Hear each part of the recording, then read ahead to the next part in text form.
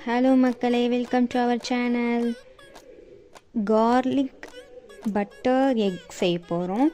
First கார்லிக்கை பட்டரில் நல்லா வதக்கிக்கணும். அதை தனியாக வச்சுக்கணும். அதுக்கப்புறம் ஆனியன் பொடிசாக நறுக்கி அதை போட்டுக்கணும். அதுக்கப்புறம் க்ரீன் சில்லி போட்டுக்கணும். ஒரு முட்டை போட்டுக்கணும். அதுக்கப்புறம் கொஞ்சோண்டு சால்ட் போட்டுக்கணும். நவீன் சிக்கன் பொடி கொஞ்சோண்டு போட்டுக்கணும். அது நல்லா மிக்ஸ் பண்ணணும்.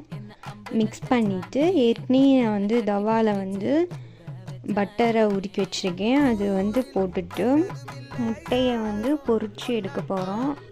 ஒரு பக்கம் வெந்தோன்னா மறுபக்கம் போட்டுட்டு சாப்பிட வேண்டியதான், முடிஞ்சிச்சு. இதான் பட்டர் கார்லிக் எக்கு. இது செஞ்சு பாருங்கள், சூப்பராக இருக்கும்.